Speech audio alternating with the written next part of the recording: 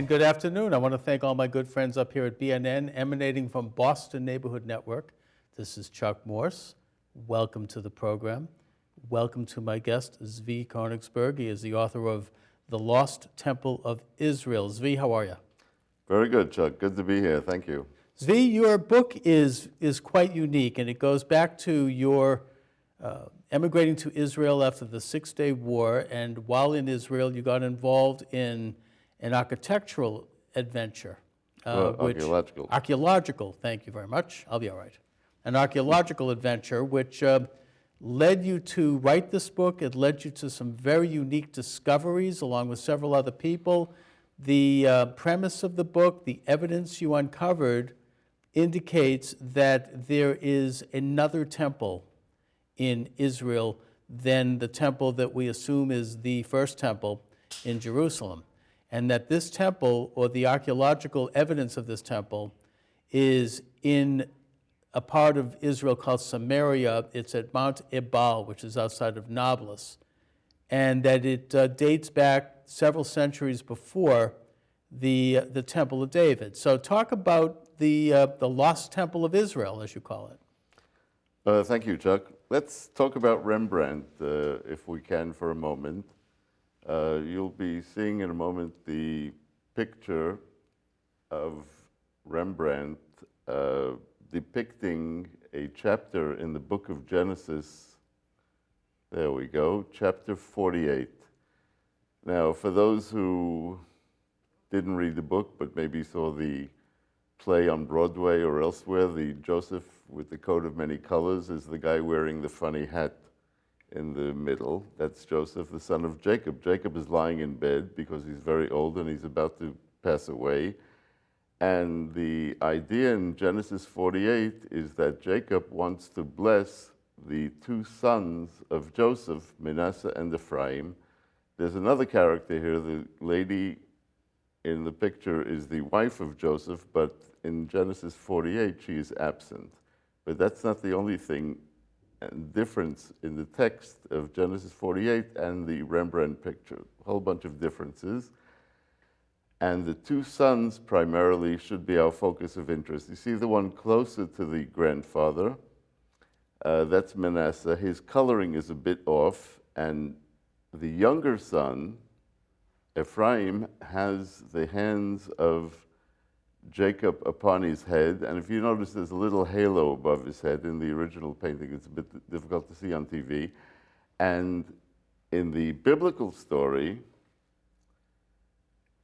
it has Jacob crossing his arms and placing his right arm, the more important, on the head of the younger instead of the elder Manasseh. Now, usually in antiquity, the elder son was more important, and you put the right hand, the more important hand, if you want to bless him, on his head. And Jacob does what you can call a switcheroo. And for 3,000 years, people have been wondering why. Now, let's see what Rembrandt's interpretation of that is. If you notice, the younger son with the halo on the head is actually crossing his arms, the sign of the cross, Christianity, and what Rembrandt, according to most art critics, is depicting here is the transfer of sanctity, basically, from Judaism to the new religion of Christianity. That's the interpretation of Rembrandt, who, of course, was a Christian. The solution, though, to some of the problematics that we encountered in defining the site we excavated as the Temple of Israel are found precisely in this picture, and we'll come back to it at the end. Now, what we should do, there's the book that I wrote depicting all of this, The Lost Temple of Israel. Now, Zvi, what this has to do with the excavation at Mount Ebal is that because Jacob, in the picture as depicted, was blessing Ephraim, not Manasseh, but Mount Ebal is in the territory that is delineated as part of Manasseh's territory. So there was something going on here politically. There certainly was, which we don't know, but something happened which we'll refer to at the end, because we're going to show that again. But I'd really like to show you a slide of the a mound of rocks. Now This is actually, this slide is actually Mount Ebal. yes, this is Mount Ebal. Now, my good friend, Professor Adam Zertal, an archaeologist who was a full professor at Haifa University, did a survey of the area that the Bible ascribes to the tribe of Manasseh. Now, what does a survey mean? Many people have been, if you haven't been, you've seen the pictures, things on TV, excavating in places like Athens and Rome and Jerusalem, well-known cities, in London even. And these are very painstaking, expensive ventures, very expensive.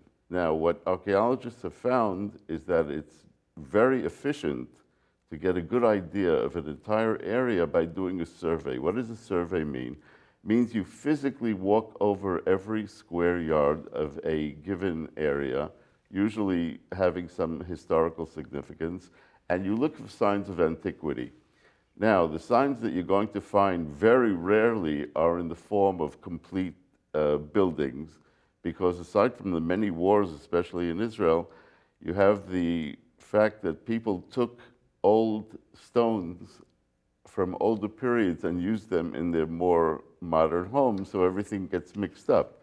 But the one thing that really doesn't get mixed up is pottery. Now, pottery was easy to make, easy to break, and always remains in the vicinity.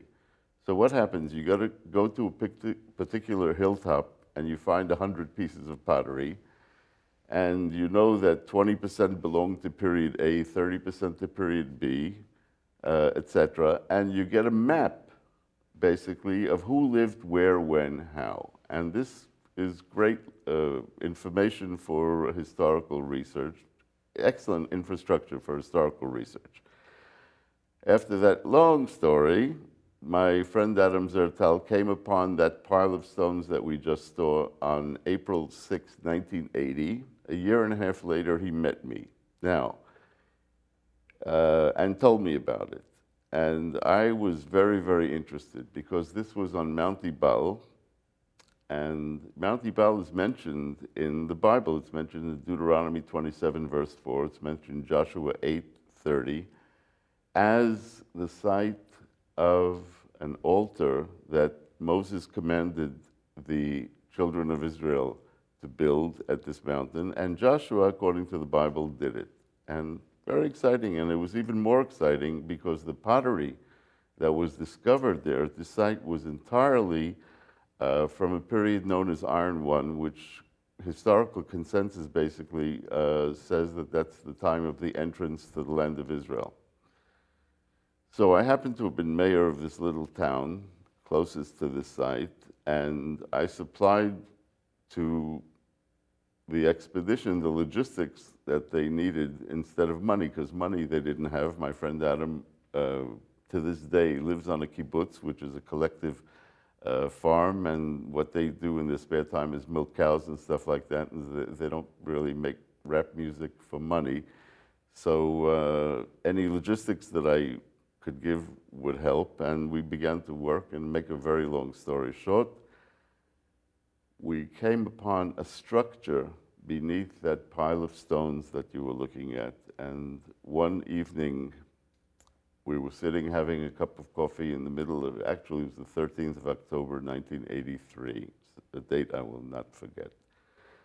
We were sitting having a cup of coffee, watching everyone wash the pottery that was taken out of the excavation that day. And Adam was doing a little drawing. Now, a more sophisticated sample of that drawing is in the next slide. But he drew something that I was very familiar with. This is done by a gentleman known as named Lynn Rittmeyer. He's an architect and an archaeologist, and he does drawings of things like this. And this is what the archaeologist thought it would look like when we're done. And I saw this, I knew exactly what we were looking at, because I ran to the library, brought him a book, which is on the next slide, and this is from the Mishnah. What is the Mishnah? The Mishnah is It's a Talmud. Well, the Talmud includes two Yeah. parts: the Mishnah and the Gemara. And the The Gemara. Mishnah is the first code of Jewish law, basically written after the Bible, around 200 A.D.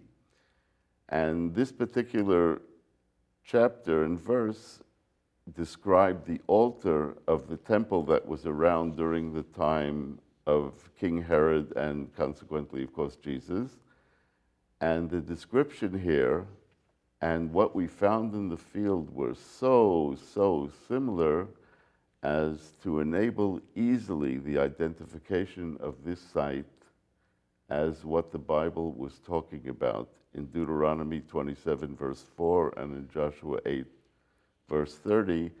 And if we are correct, of course, this is the first time in history ever that anything mentioned in the 5 books of Moses, known as the Pentateuch, the earliest books of the Hebrew Bible, was ever discovered in the land of Israel. And that is... Well, that's incredible. Yes. So this particular site, this site of worship on Mount Ebal, it dates several centuries earlier than David's city and Solomon's temple. talking about between 200 and 250 years earlier. And that's something that's been dated by archaeological... Oh, the dating is unquestionable Yeah, because exactly. let me give you just a rudimentary understanding of what dating is all about. If you go to the Western Wall that everybody's heard of in Jerusalem and you excavate it, which people did at the time, you find a certain type of pottery, so you know that everything above it is later and everything below it is earlier. And that way you build up a knowledge of relative dating of pottery. And then alongside with that, you have the dating of organic material by carbon-14. And in this case, they matched up perfectly. And the site was active around 1200 BC. So this is probably the oldest site that is evidence of an Israelite worship scene found in Israel. Well, it's not worship. See, sacrifices came before worship. Worship, when they couldn't sacrifice anymore and there was no temple, that's when they started to do worship, roughly. Understood. Even though the worship started just a bit before then, maybe they had a good idea that the temple was on the way to getting... So this is where they were doing the burnt. sacrifices that are talked about in the books of Moses? Yes. Okay. We found over 3,000 pieces of bone, which amazingly enough corresponded precisely to those described in the book of Leviticus chapter 1, which are 1 year male sheep, cattle, and goats. I see. All of the bones were exactly that. Now, what this indicates then is that this was the first temple. We haven't gotten there yet, Okay. but we're getting there because about a year later, well, I just want you to understand what this set off a level of curiosity in all of us there, but especially in me, as to what is going on here. How come we're finding this where we're finding it after 3,300 years? Correct. And what is the significance? And the areas that it touches upon are so many, in history and theology and Bible study and understanding tradition and you name it. But it really became interesting a bit later on when one of the archaeologists drawing there was doing a drawing of a topographic map of the entire site, which is the next slide. You can see in the topographic map an outer enclosure, and you can see an inner enclosure. And this is, of course, from the walls that were jutting out all around, we were able to figure out. Now, we were able to see that the height of these walls were about 1 meter, about 40 inches. So they weren't built for defensive purposes, but they were built as some kind of cultic enclosure. Now we see the outer one and the inner one. We see the altars inside the inner one. And as soon as I saw this, it reminded me of what we have on the next slide, something very, very well known, with the same kind of principle, which is, this is a model of the Second Temple area in Jerusalem, where you have the outer wall, the inner wall, and all the activities are taking place inside the inner wall. And it set me thinking, maybe what we found here is not only the site of an altar, but actually the site of an Israelite temple, which is an extremely exciting concept, if we can prove it. Yes. And that is the crux of the matter. How did we... So how did you prove that this was an Israelite temple that dates back that far? I consulted with two people, one alive and one dead, and the one who was alive unfortunately passed away last week. That was Professor Menachem Haran of the Hebrew University, who wrote the latest book on Israelite temples, and he was the greatest authority in that area. And we had a 5-year running discussion on what we found versus what he described in his book as the criteria for temple. Bottom line, at the end of 5 years, he says, you know what, maybe you're right, which was a very big thing to hear from me after spending 5 years trying to convince him. Now, what is a temple? First of all, we have the outer wall and the inner wall that we saw. We saw a full burnt offering altar, which of course is a necessary criteria. And if you look at the next slide, you'll see an incense altar. How do we know this is an incense altar? Because this is made of volcanic stone, by the way, and on top there was actually burnt incense, and similar altars were discovered by a very well-known archaeologist called Petrie at the end of the 19th century. He was one of the fathers of modern archaeology. He found these in the Sinai desert, exactly the same thing. So we know what their purpose was in a very obvious cultic framework. Put all of these things together, and you have a temple. So you then went on and discovered these gold, silver, and bronze earrings. Well, if you go to the book of Exodus, chapter 12, verse 35, if I remember correctly, I do remember correctly, you see that the Israelites took from Egypt gold and silver. Now, that's the next slide. You will see gold and silver earrings of Egyptian design that were buried deliberately at the site as gifts to the holy site. Now, burying items of value at a holy site is something that was very common in the ancient Near East, so we know that that was the purpose of it. But then again, these earrings may have been purchased in the local marketplace, so there's really no way you can tie them back to an Exodus. But the next slide contains something that is a bit more interesting. Now, this will look big on your TV screen, but it's actually the size of about half a thumb. It's called the Scarab. The Scarab served as the ancient seal of ancient Egypt. You see the top is a salamander, the head on the left. In hieroglyphics, the salamander means many. Now, on the right in the middle, there is a crouching soldier. His head is obliterated, but you see one arm outstretched holding a double bow, and you see him crouching, and you see both knees. And that, of course, is a symbol of a soldier. So we're talking about many soldiers.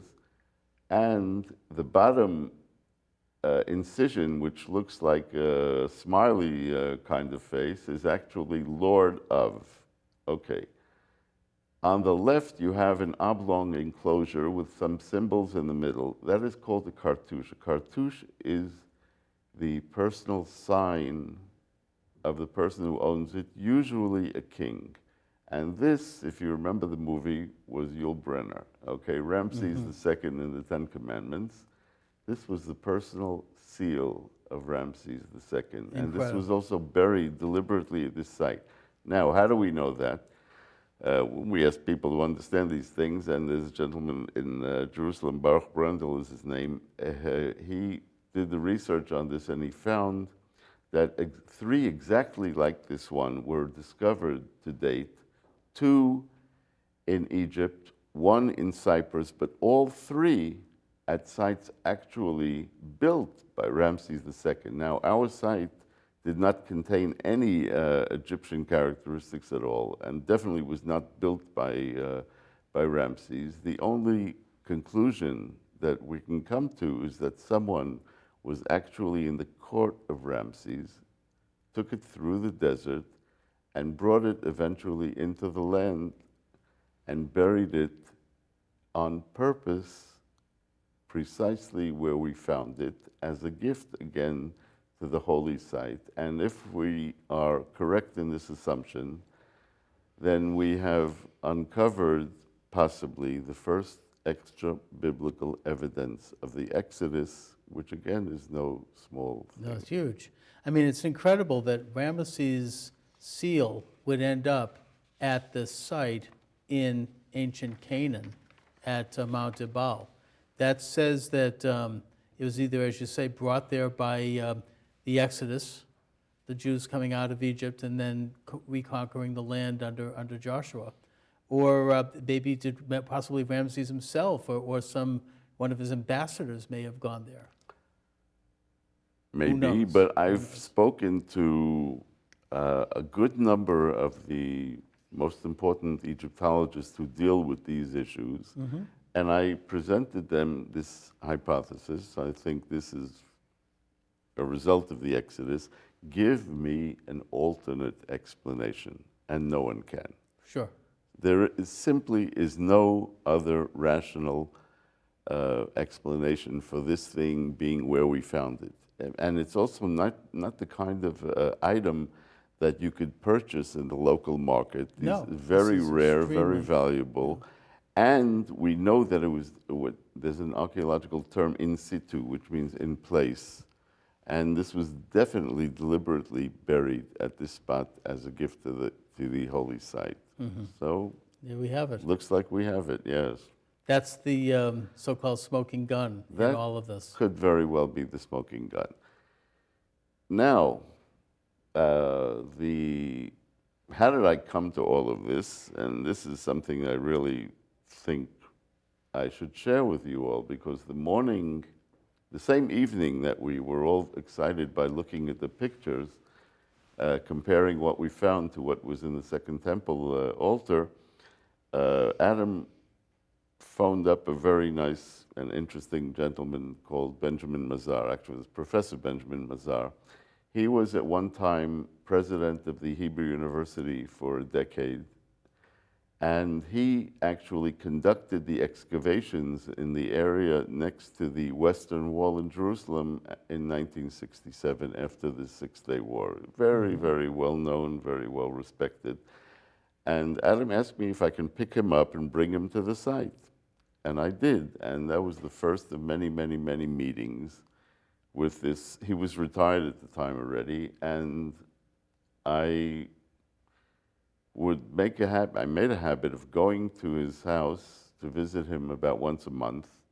He used to give me a pile of books. He said, go home, read this, come back, we discuss. And this went on for a decade, and everything I know from him. I don't have a doctorate in these areas, but his education was not a bad thing to have and gave me a pretty good idea of what this is all about. So for 10 years, we're sitting and discussing these things, in between joking around and politics and stuff like that. And I would tell him, Benjamin, listen, this is a temple. And he would say, yeah, maybe yes, maybe no. Until one day, and now we come back to the last slide, which again is the same as the first slide, which is the story of Rembrandt. Rembrandt gave me the solution.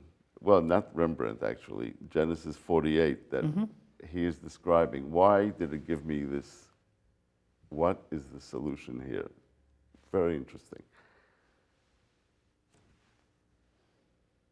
The tribe of Manasseh was north of the tribe of Ephraim. Jerusalem is in the area between Benjamin and Judah, south of that. The site that we excavated we don't have a handle exactly on the beginning, somewhere between 1250 to 1220 BC, but we do know that by 1150, the site was completely abandoned and covered up deliberately the way we found it and the way you saw it in that slide. The day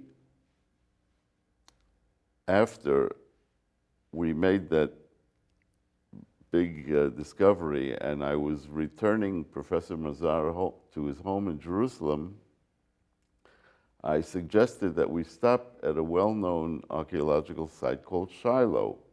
And there was a Professor Finkelstein excavating there, very well known. And 10 years after the fact, I remembered that I had asked Professor Finkelstein, when do you think Shiloh began to function as a central cultic site of Israel? And he said 1150. We're going to take a brief break for some messages.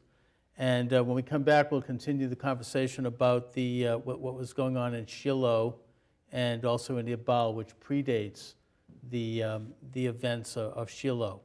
And the site in Shiloh is very well known, of course. That's covered extensively in Book of Judges and I believe Book of Samuel. That's so, true. I mean, that's right where, on both counts. All right. So that's where the Ark of the Covenant was kept, according to those great documents. But we'll be back after this, and we're going to talk a little bit about how it is that Mount Ebal precedes the place of worship of Shiloh.